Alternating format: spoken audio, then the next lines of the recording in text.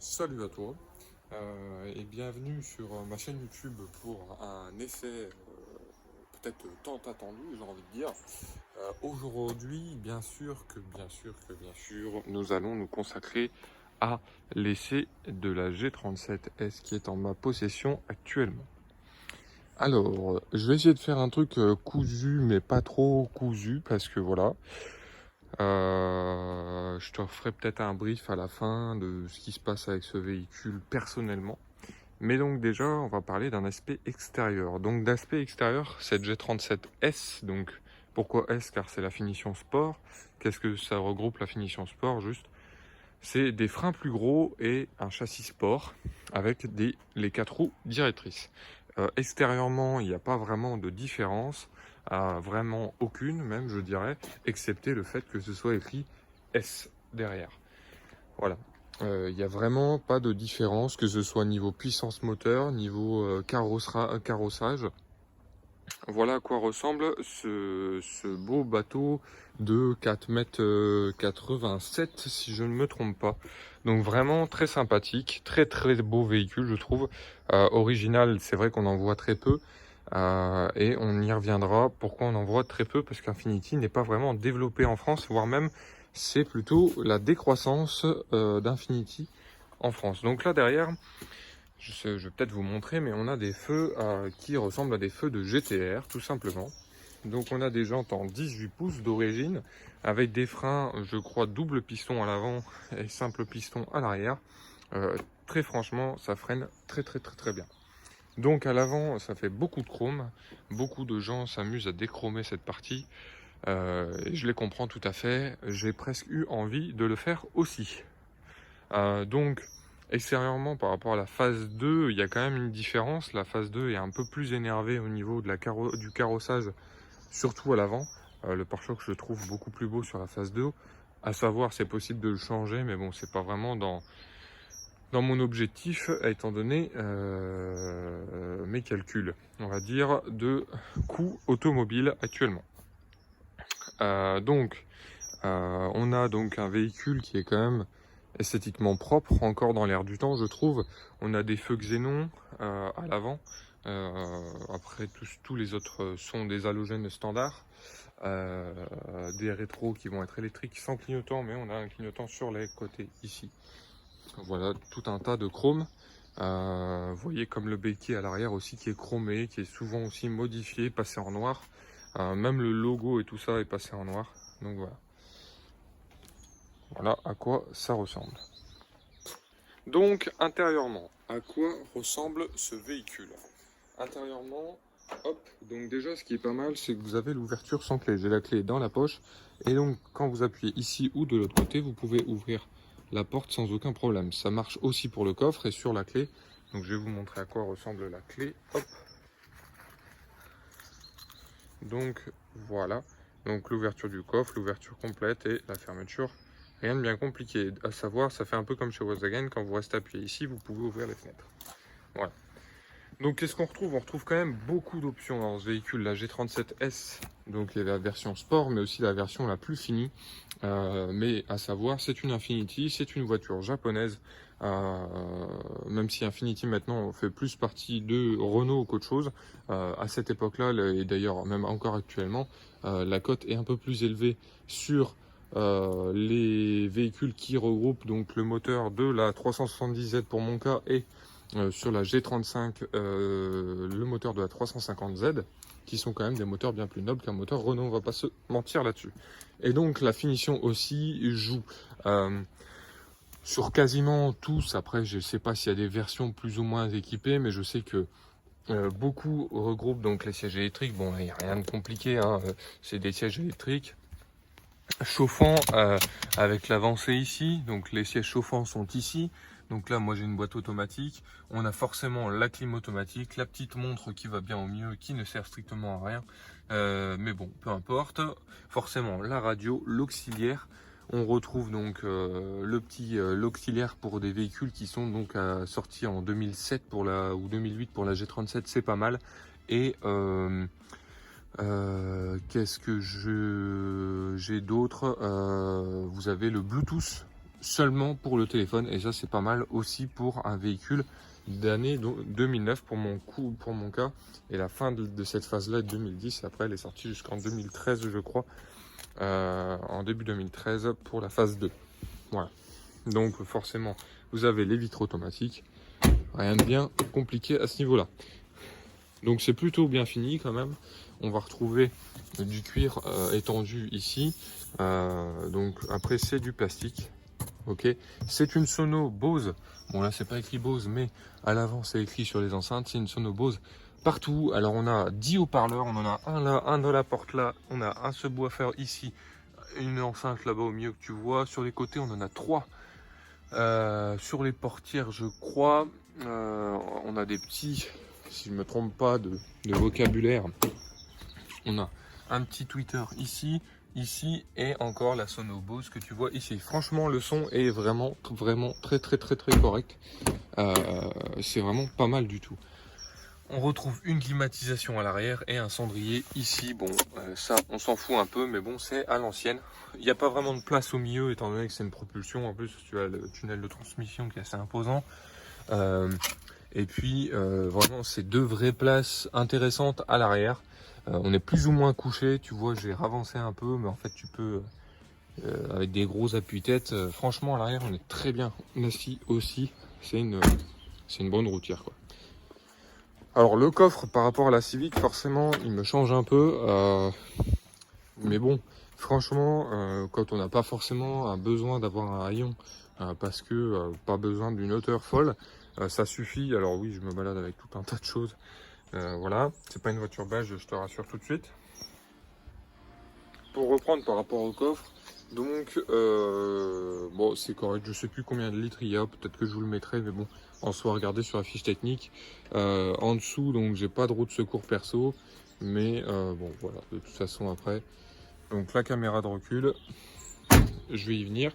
Donc comme je vous disais, c'est quand même très équipé, donc le toit ouvrant, hein, vous voyez le siège qui recule et la colonne qui remonte. Ça c'est pour ceux qui ont un peu de bedaine. Ah, il fait froid. Alors voilà à quoi ça ressemble. Vous voyez, c'est le même bip que sur la... Alors ce que je vais faire, tac.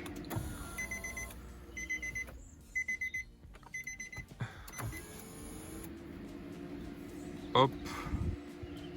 Bon, ça servait à rien ce que j'ai fait. Mon iPhone est connecté, c'est bien, on est content. Je vais démarrer pour éviter d'utiliser trop de batterie.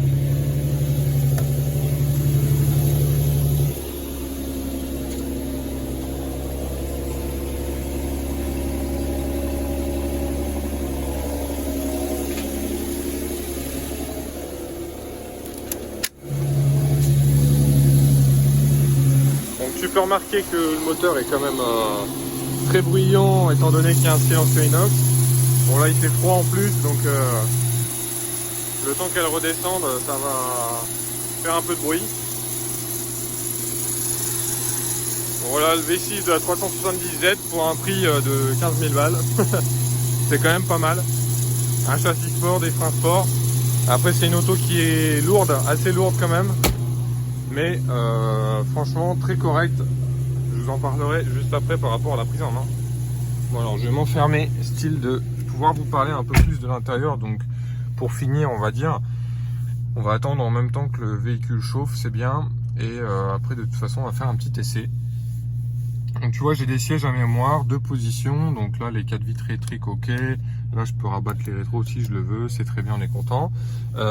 Donc la boîte automatique 7 rapports aussi, régulateur, limiteur de vitesse. Le Bluetooth qui se situe ici, les palettes au volant qui sont immenses, l'effet automatique, essuie-glace automatique, le GPS qui ne sert plus à rien étant donné qu'il est dépassé comme jamais. Non, franchement, il n'y a pas vraiment d'option incroyable. Par contre, le toit ouvrant est quand même pas mal du tout, je trouve. Voilà, bon, il est pas trop grand, pas trop petit. Il fait pas trop de bruit par rapport à même des versions actuelles.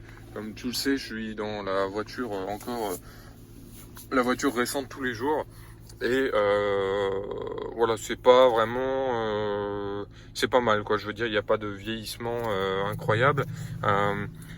Là, après, elle a eu des rappels constructeurs, hein, cette voiture, mais bon, ça va, elle a été bien rappelée par Infiniti. Là, on a un chargeur 6 CD juste ici, donc ça, c'est pas mal du tout.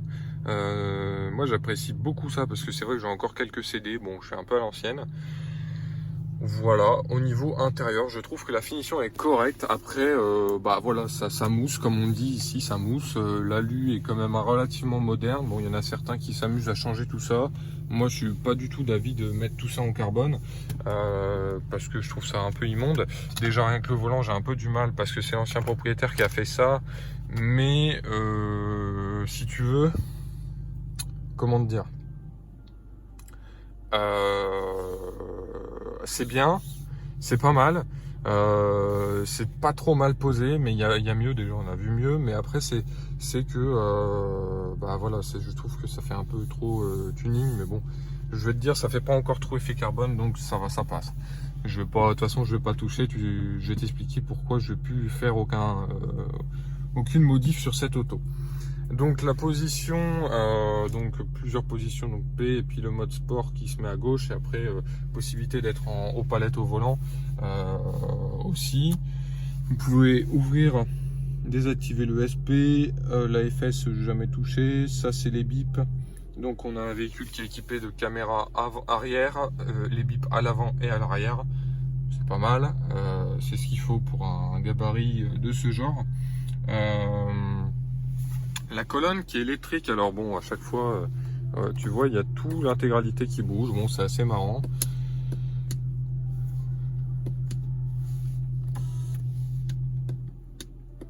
Ah d'accord, donc en fait, il n'y a plus rien de 7 dans ma caisse.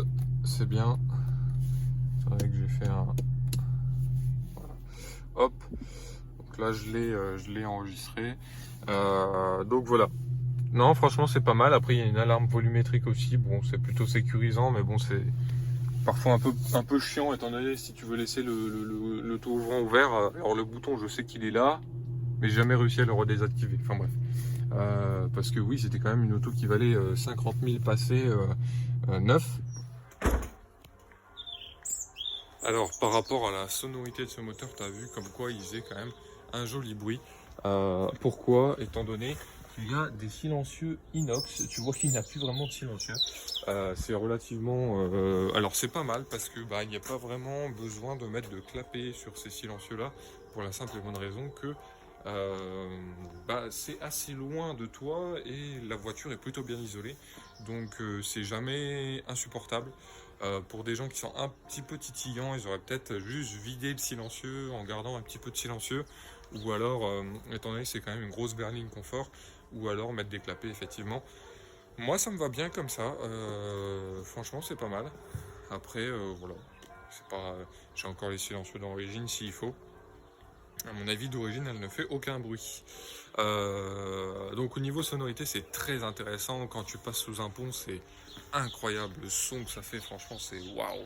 C'est le V6 3,7 litres Atmo de chez Nissan, de toute façon il fait vraiment un bruit magnifique. Ça, il n'y a rien à dire. On reverra ça de toute façon juste après dans l'essai. Pour parler du moteur, donc on est sur un moteur de 3,7 litres, donc le V6 de la 370Z. C'est ça qui est intéressant, c'est que pour moindre frais, hein, c'est des véhicules qui vont, qui ont une cote relativement stable autour des 14 000 euros. Moi, tu vois, la 145 000 km. Ça se vend encore 12-13 000 avec plus 11-12 000 autour des 200 000. C'est des blocs qui sont fiables, qui sont costauds, donc c'est plutôt pas mal. Après, voilà, donc moi, j'ai pas de problème en même temps, ça fait pas beaucoup de temps que je l'ai à relever, mais donc de toute façon, comme tu sais, c'est un peu le même principe que la Civic, c'est des moteurs qui sont simples. C'est juste un gros VTEC en quelque sorte, hein, en plus avec une mission, enfin bref, des arbres à cam variables, un peu comme sur le VTEC, donc voilà, c'est pas mal du tout. Effectivement, on a un peu plus de technologie dans la Civic. Moi, c'est ce que je voulais, c'est prendre une plus grosse Civic, mais je vais t'expliquer pourquoi il faut que je rechange et pourquoi la voiture est en vente. Ça me démange depuis tout à l'heure de t'expliquer, mais bon. Donc après, on a donc 2 filtres à air. On a forcément plus d'huile là-dedans. Hein. Dans un 3,7 litres, c'est quand même des très gros V6. Après, forcément, ça fait 6 bougies. C'est des pièces qui sont pas non plus courantes comme chez Honda. Mais, ma foi, c'est pas trop un problème encore pour avoir des pièces. On arrive à en avoir étant donné que le véhicule est encore très connu en Amérique aussi. En Amérique, il est même vachement connu ce véhicule. C'est juste qu'en France, il n'est pas forcément hyper reconnu. Donc, que dire. Donc par rapport au moteur, donc là la consommation mixte normalisée annoncée par le constructeur est quand même de 11 litres au 100. On a une pollution qui dépasse les 200 grammes de CO2 au kilomètre. Alors là, attention, les écolos vont se mordre les doigts. Après, je suis en essence, c'est pas du mazout, mais bon, encore heureux. C'est un mazout qui fait 200 grammes de CO2, autant te dire qu'il doit sacrément fumer noir, mais bon, peu importe. C'est pas le sujet. C'est quand même beaucoup de consommation. Et en fait, je pense que c'est une très bonne voiture, soit plaisir, soit week-end, soit vacances, quoi. Enfin, en gros, ça peut être une voiture d'exception, ou alors, comme ce véhicule-là, c'est monté à l'éthanol. Et à l'éthanol, ça change tout. Parce que à l'éthanol, ce véhicule, il tourne très bien. J'ai beaucoup de très bons retours. Celle-ci est équipée d'une pompe à essence gros débit, DW200, d'injecteur de GTR, de filtre à air sport et d'une cartographie éthanol FlexFuel, qui est quand même, normalement, bien faite. Pourquoi je vous dis normalement? Parce que j'ai eu la pompe à essence qui a lâché il n'y a pas longtemps.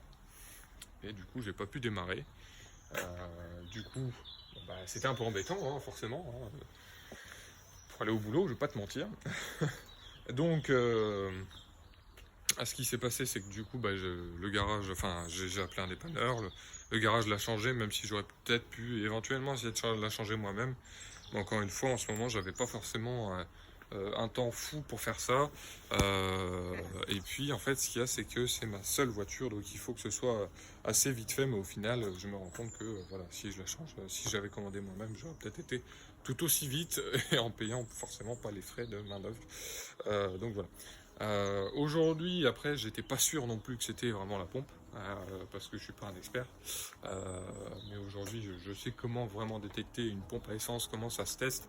C'est-à-dire qu'il faut pas juste tester, tiens, elle tourne. Non, il faut voir si le débit il est encore bon, si elle claque pas, etc. Donc, on apprend de ses erreurs. J'étais assez pressé, je l'ai mise au garage, un très bon garage que je connais, effectivement pas forcément.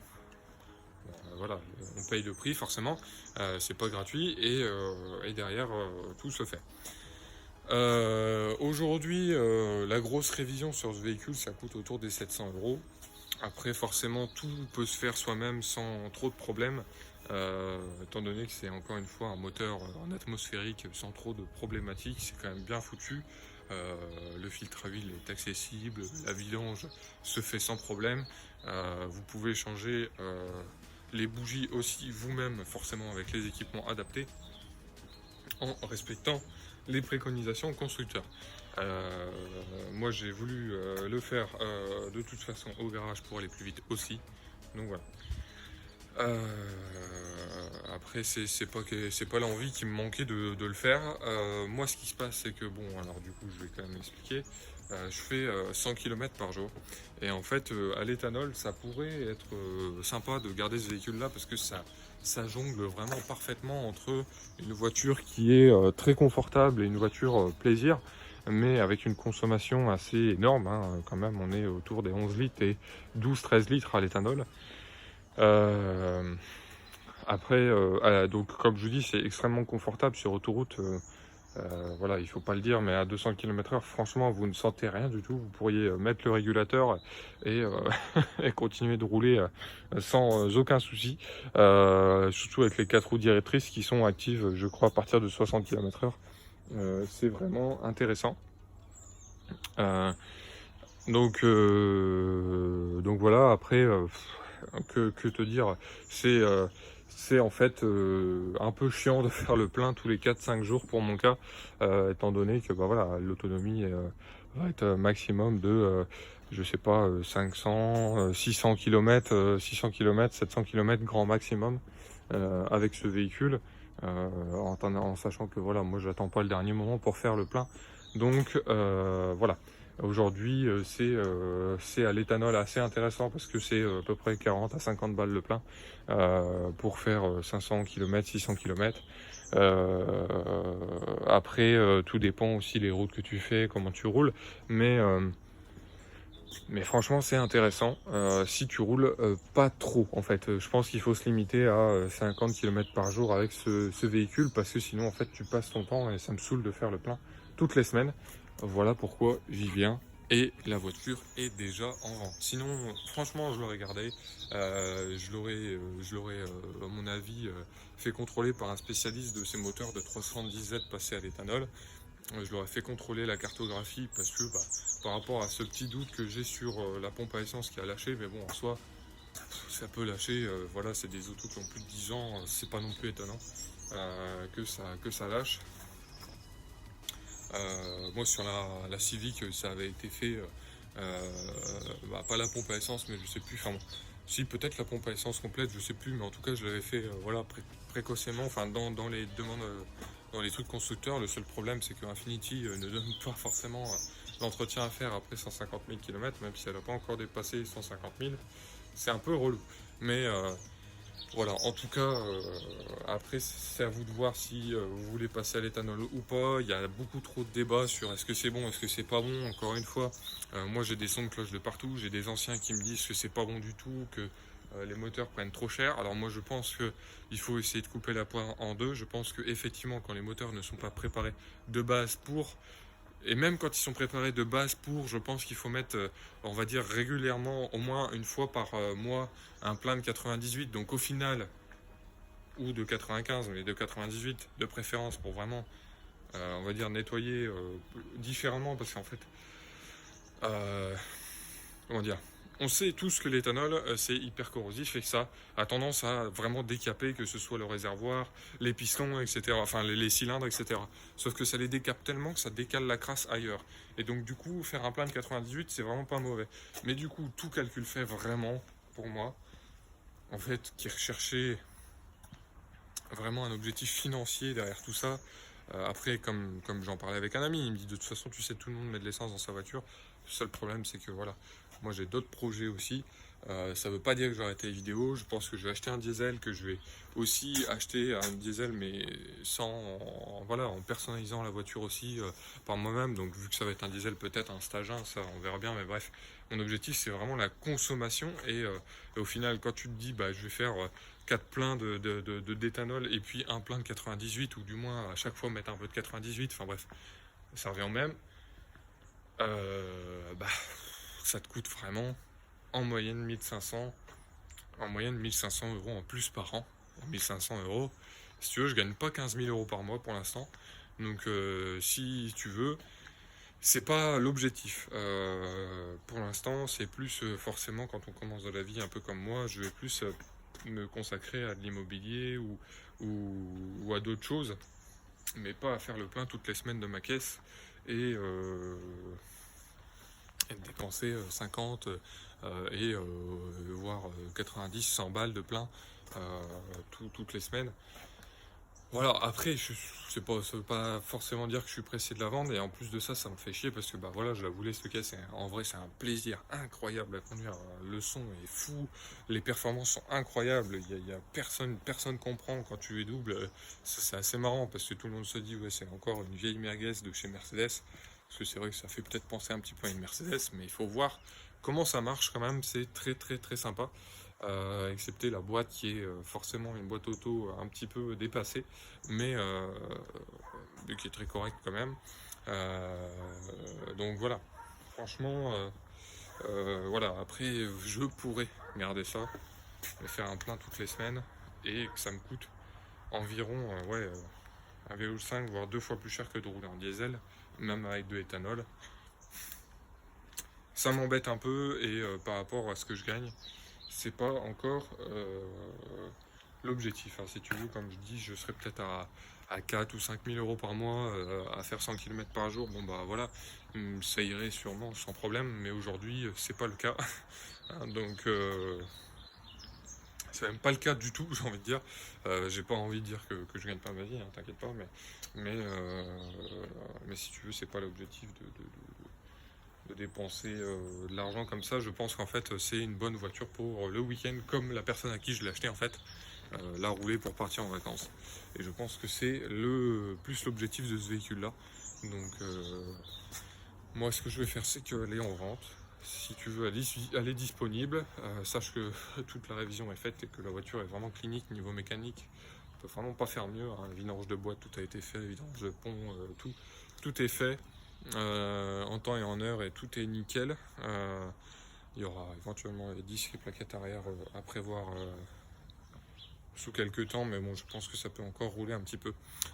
Donc les disques et plaquettes avant sont neufs, donc franchement c'est nickel. Les pneus sont neufs aussi, donc voilà. Puis ça a tendance à pas trop bouffer de pneus étant donné que je fais que de la ligne droite, donc voilà. Donc pour l'explication par rapport à ce véhicule et moi-même. Donc après on verra bien, je vais passer sur un mazout, mais lequel, ça on verra bien.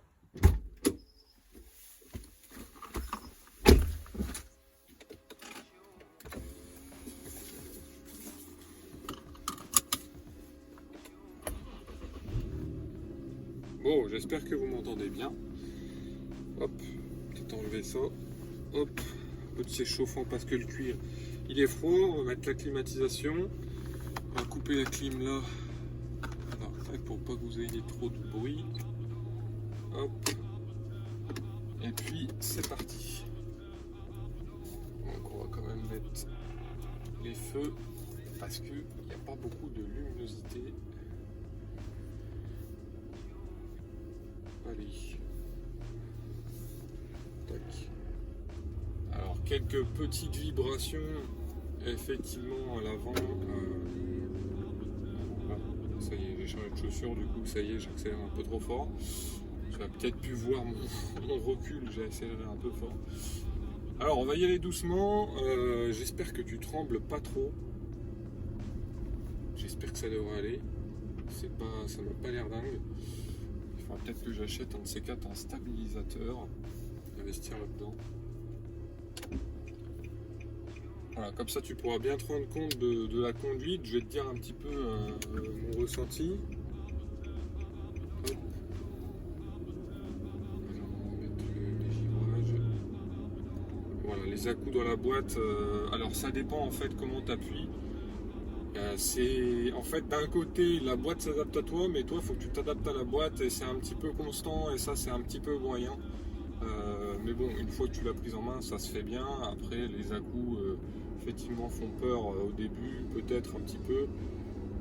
Mais bon, c'est la première boîte automatique que j'ai aussi et on m'avait prévenu comme quoi ça allait pas être forcément la meilleure boîte du monde, hein. Moi, je l'ai prise juste parce qu'il y avait une 7ème vitesse, mais au final, la boîte manuelle doit peut-être mieux s'en sortir sans trop de doute. Donc, hop.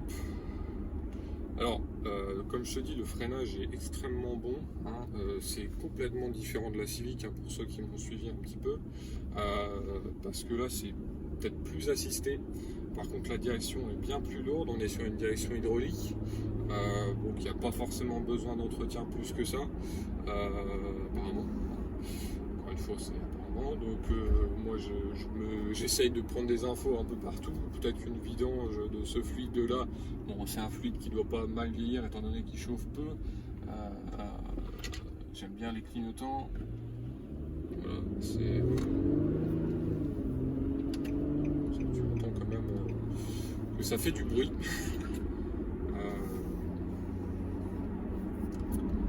Ce câble n'est pas très utile, n'est pas très bien placé. Voilà, bon là ça ira je pense.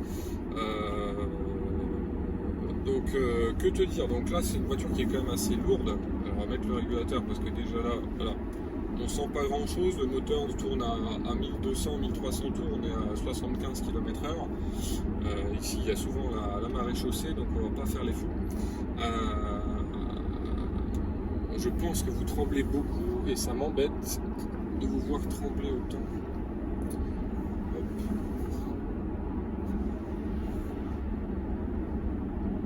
peut-être que ça va, je sais pas.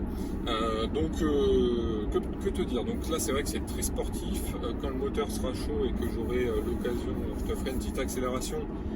Tu verras, après je te laisse aller voir sur internet si tu veux voir des 0 à 100. Les performances, c'est un 0 à 100 en 6 secondes. On a un rapport poids-puissance d'à peu près 6 ou 5 kg, quelque chose comme ça, 6 ou 5 kg par chevaux. C'est très correct. C'est vraiment même super bien. Aujourd'hui, c'est vrai que c'est une bête de puissance hein, pour tout type de véhicule que tu vois à côté. On est en train de concurrencer sur ce type de véhicule pour exemple un BMW 335i au niveau des performances, un 535i pareil, ça va être ou un 435i, enfin bref le 35i de chez BM hein, pour la comparaison. On a un 6 cylindres turbo chez eux, là on a un 6 cylindres atmosphérique qui va avoir ses chevaux forcément bien plus dans les tours comme tout atmosphérique hein, j'ai envie de te dire, mais bon néanmoins ça en reste avec beaucoup d'agréments de conduite. Donc c'est très plaisant, c'est souple, tu sens que c'est une berline, confort, les suspensions c'est quand même très correct, néanmoins on sent que derrière il y a du potentiel, ça il n'y a aucun doute là-dessus. Ça chauffe assez vite, bon en même temps comme c'est sur un V6, hein, on est sur un V6 atmosphérique en 3,7 litres, donc autant te dire que ça chauffe. Voilà, que te dire d'autre? Les consommations, j'en ai déjà parlé, c'est quand même assez conséquent. On va voir après. C'est un réel plaisir et véhicule plaisir. Là, je vais éviter d'ouvrir le tour grand parce que sinon on va y avoir beaucoup de bruit tout de même. Peut-être pour avoir du son juste après. Tu peux l'ouvrir juste en 3/4 comme ça. Il faut savoir que c'est pas mal parce que ça tire le truc. Bon, c'est manuel, donc ça, si j'ai envie de te dire, c'est un problème en moins. On peut juste faire une petite aération comme ça pour changer d'air, j'ai envie de dire. Même j'ai vu des gens conduire alors qu'il pleuvait avec ça. Bon, moi je suis pas forcément fan de ça. Quand il pleut, j'ai toujours peur qu'il y ait de l'eau qui rentre un petit peu.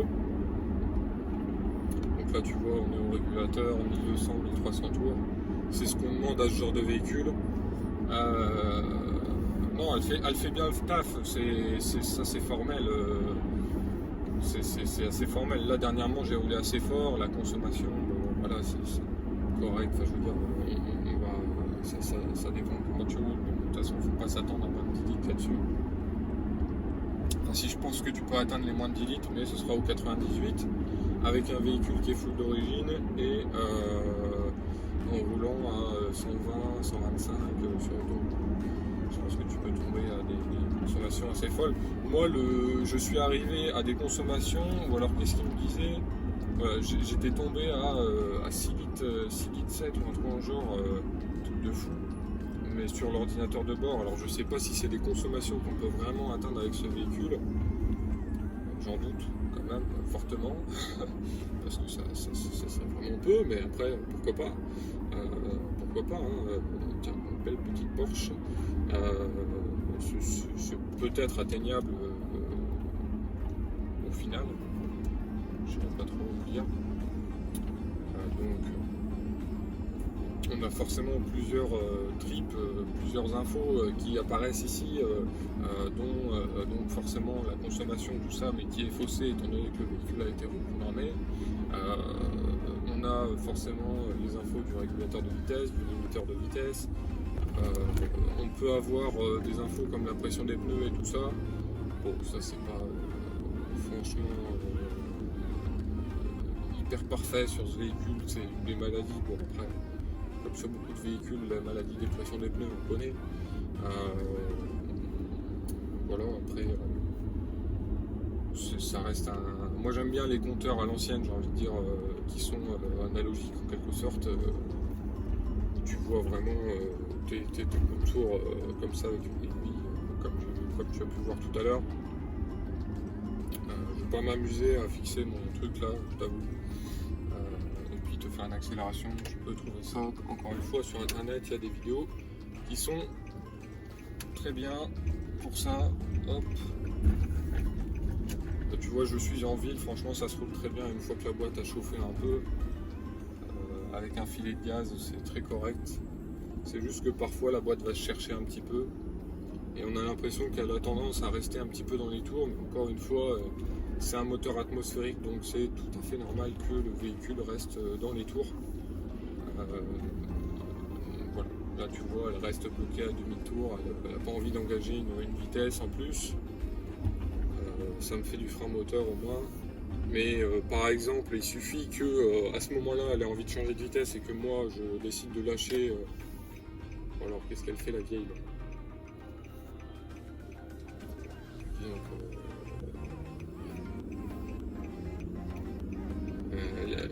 ça fait une sorte d'à-coup, une sorte on sait pas trop quoi faire. Un petit peu perdu la pauvre. Mais bon. C'est pour ça qu'en boîte manuelle c'est peut-être sympa, mais elles existent, les sedans du moins existent quand même beaucoup moins, je crois, donc les 4 portes, hein, quand je dis sedan, ils existent beaucoup moins en boîte auto, en boîte manuelle, pardon. C'est assez rare. Il y en avait une en vente, j'aurais peut-être dû me pencher là-dessus. La consommation aurait peut-être pu aussi être plus raisonnable. Je pense que même c'est presque obligatoire que sur des vieilles boîtes auto comme ça, la consommation doit être un petit peu plus élevée. Parce qu'avec une boîte manuelle, tu peux vraiment choisir d'être tout le temps sur le couple du moteur, en sachant qu'à mon avis, ça ne doit pas lui faire du mal d'être tout le temps sur le couple. Donc vraiment à conseiller, franchement. Après G37S, je crois que ça n'existe pas en boîte manuelle. Déjà, de toute façon, cette voiture est tellement peu sortie en France que déjà pour en trouver une, tu peux te lever tôt. Mais en soi, la boîte auto n'est pas à renier, hein, du tout. Elle a quand même très correct. Voilà, tu vois là, j'ai mis un petit mi-pédale, ça fait plaisir. On atteint très vite des vitesses convenables. Je suis monté qu'à 50. C'est vrai que ça fait beaucoup de bruit par rapport à la vitesse à laquelle on roule, hein. Ça peut être parfois un peu surprenant, j'ai envie de dire. Se dire putain, je roule à fond alors qu'en fait ça va. C'est tout à fait normal. Tu vois, dès qu'elle passe les rapports à 3000 tours avec le silencieux inox, t'as l'impression de faire une accélération de dingue, alors qu'en soi t'as juste accéléré convenablement pour avancer. Alors là on va pouvoir boiter un peu. Je vais même pas m'amuser à jouer avec les palettes parce que le temps de latence est véridique au moins d'une seconde, une seconde et demie. Donc le temps que tu appuies, il faut vraiment bien calculer ton coup. Je pense que les gens qui connaissent bien la voiture peuvent se le permettre, mais encore une fois, l'intérêt de la boîte manuelle, c'est que c'est instantané, c'est toi qui choisis et ça se fait quand tu le fais. Alors que là, quand j'appuie, par exemple, là voilà, elle a passé, tu vois. Donc là, ça y est, elle a repassé. Donc je vais me remettre, je vais attendre de croiser ces gens. Parce que là, on est sur une route où je peux rouler vite, mais maintenant, avec les radars mobiles, on va rester prudent. En espérant qu'il n'y ait pas la maréchaussée à l'autre bout, mais je ne pense pas. Donc là, je vais partir. Alors, tu vois, là, je l'ai mise en mode sport. Donc voilà, hop, je descends à 30 km/h pour la boîte quand même. Et j'appuie à fond. Moi, ça se passe mieux. Voilà. On va arrêter là. Sinon, après, je risque mon permis. Tu vois comment c'est rageur, comment ça a envie, c'est assez incroyable. 120, on a pris 120, voilà, sans trop de problème. Ça a envie, hein. C'est pas de doute là-dessus. Et ça donne envie aussi d'appuyer dedans. Après, ce qui est bien justement avec cette boîte automatique, c'est que en mode, on va dire confort, hein, même s'il n'y a pas de mode de conduite réel, ça peut, voilà, ça se conduit aussi très bien tranquillement. Ah, petite Ghibli, petite Maserati. Après, étant donné qu'elle s'adapte à la conduite, tu vois là, elle va avoir envie d'accélérer un peu fort, alors que moi, plus du tout. Étant donné que je suis passé du mode sport à gauche au mode normal. Donc là, voilà, on va se caler à 80. Il faut savoir que le compteur est extrêmement... je vais essayer de te récupérer. Hop. Il faut savoir que le compteur est extrêmement... extrêmement optimiste. Donc là, quand je roule à 85, au final, je pense que je suis à 79 à peu près. Donc tu vois un peu à quoi ça ressemble en route. Bon, alors là, c'est complètement dépassé le GPS. Bon, en soi, il peut encore te sauver la vie si vraiment tu es perdu et que ton téléphone n'a plus de données mobiles. À savoir, il y a pas mal d'adaptations qui se font, soit changer l'écran pour mettre un écran Android, soit carrément remplacer la console par un grand écran Tesla. Donc c'est pas un écran Tesla origine, hein, bien sûr, hein, puis encore heureux, mais ouais, ça fait style Tesla, hein, tout le monde appelle ça comme ça. Donc c'est pas mal. Voilà un peu à quoi ça ressemble. Tu vois, donc après tu peux gérer la luminosité, forcément là tu vois 9 litres au 100, mais au final je suis sûr de consommer plus. L'autonomie. Là tu vois, là le A là, hop, alors attends, je vais remettre comme j'étais avant, le petit A qui est en bas avec 148 km, c'est ce que j'ai fait. Alors on va faire comme ça plutôt le B, ouais. Tu vois, j'ai fait 116 km et j'ai perdu qu'une demi-barre. Mais en vrai, voilà, c'est pareil. La jauge à essence n'est pas non plus des meilleures. Donc, voilà, en gros, je sais que je fais à peu près 150 km avec une barre comme ça, avec un niveau. Après, voilà, je fais 600 km en fait avec un plein, tout simplement. À savoir que la réserve est extrêmement grosse sur ce véhicule parce qu'on a 80 litres de réservoir. C'est assez énorme. Du coup, en fait, vous arrivez dans la zone rouge au bout de 65-70 litres. Donc au final, quand vous êtes dans la zone rouge, vous avez encore de quoi rouler un petit peu. Mais bon, le prix après du plein coûte plus cher aussi. Voilà. Donc pour continuer sur cette voiture, voilà, j'ai un très bon ressenti quand même à la conduite. C'est extrêmement plaisant, hein, bien sûr, il n'y a aucun problème là-dessus. C'est plus que plaisant, enfin je veux dire l'accélération est jouissante. Je vais peut-être essayer de vous faire l'avantage de la boîte auto, c'est que du coup je passe pas les vitesses, mais on va avoir une petite sortie de rond-point et une montée à 80 km/h là, donc je vais en profiter pour te faire une petite accélération. Mais c'est très très sympa à conduire, les sièges chauffants très confortables. On a un tas de réglages ici, comme tu peux voir. Donc ça c'est en fait le réglage. En fait pour que au niveau des extrémités de l'assise et du dossier, ça te resserre en fait. Donc vraiment le siège peut s'adapter extrêmement bien à ton gabarit. Vraiment c'est parfait en fait. Ça c'est d'ailleurs c'est assez étonnant. Tu vois, le rétrogradage a été extrêmement souple, extrêmement bon ici. Et tu vois, j'ai pas forcément besoin de me mettre en mode sport. On va pouvoir rester en mode D. La boîte vraiment est constamment en train de réfléchir à qu'est-ce que tu fais, comment tu calcules ton coût. Donc voilà, encore une fois, il y a beaucoup de monde.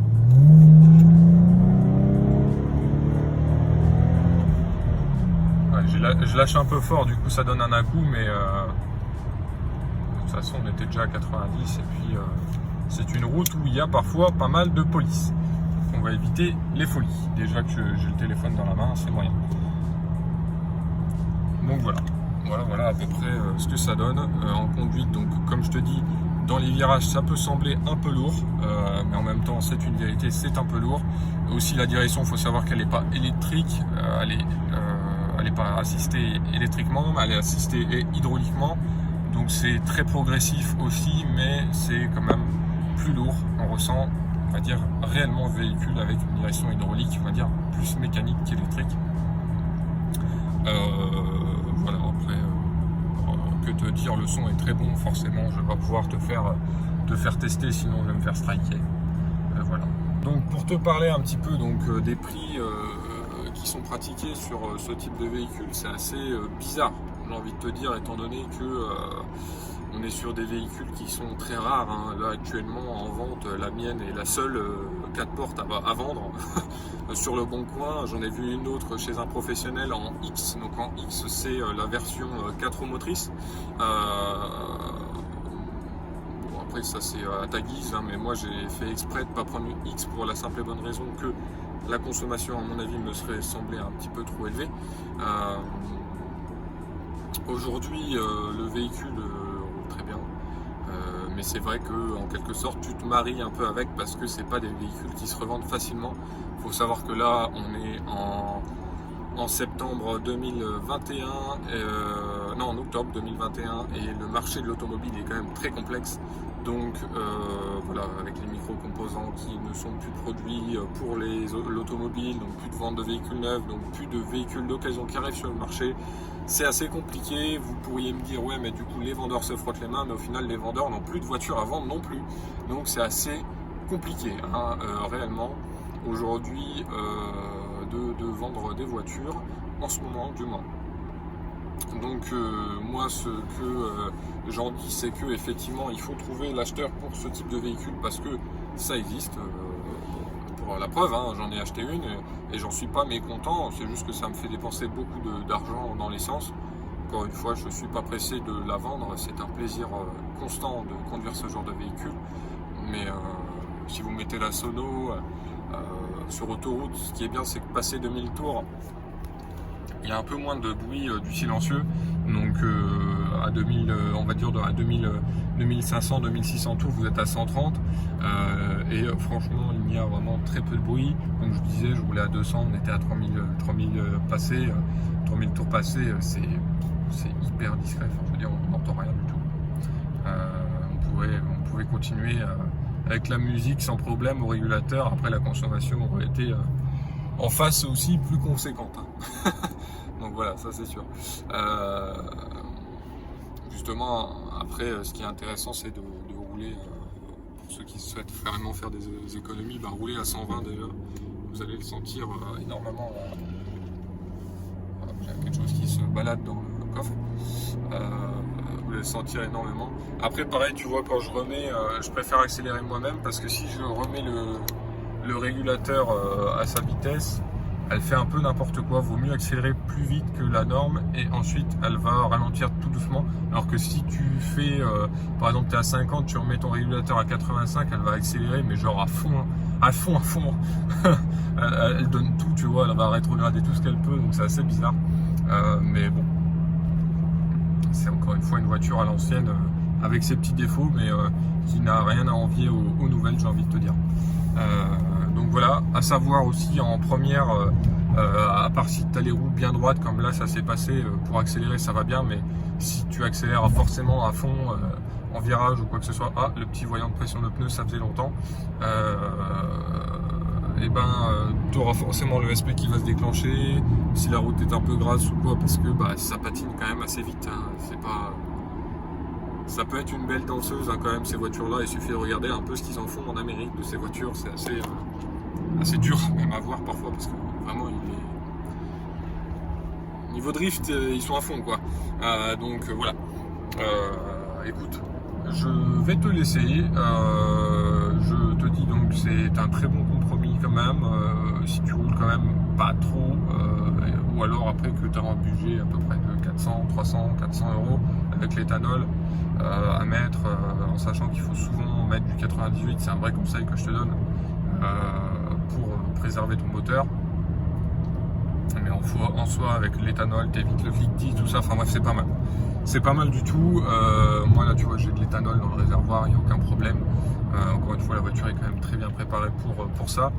Donc voilà, c'est une bonne affaire que tu peux faire. Après, sache que au niveau de la cote, c'est assez compliqué. À la revente, c'est pas forcément ce qu'il y a de plus simple. Mais de toute façon, déjà, moi en ce moment, je peux pas vraiment me rendre compte, parce que c'est aussi une période qui est très compliquée. J'ai des gens qui ont des voitures plus que standard, des Golf qui sont passés à des bons prix et qui n'arrivent pas à les vendre non plus. Donc voilà, c'est pas terminé.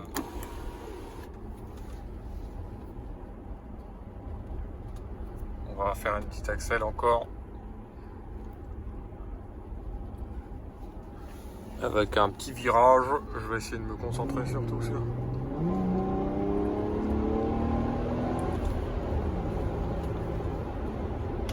Tu vois comment c'est rageur, franchement, quand ça rétrograde, tu le sens passer. Tu vois, ça freine très bien, hop. Le SP qui m'a complètement brillé, comme tu as pu voir. D'un côté, je me suis déjà fait des frayeurs à le désactiver, donc on va éviter de...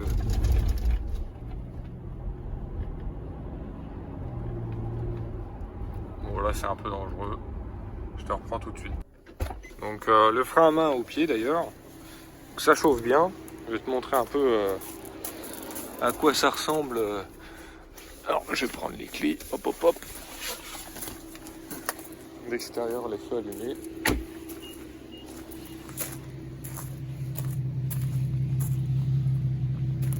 Là, on voit pas grand chose au niveau des feux à l'arrière au final parce qu'il fait pas nuit.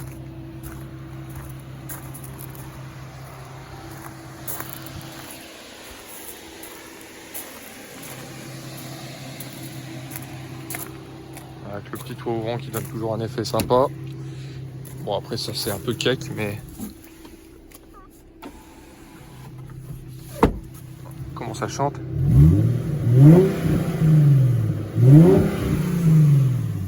C'est très sympa. Bon allez, je te dis à une prochaine. Prends soin de toi. Ciao.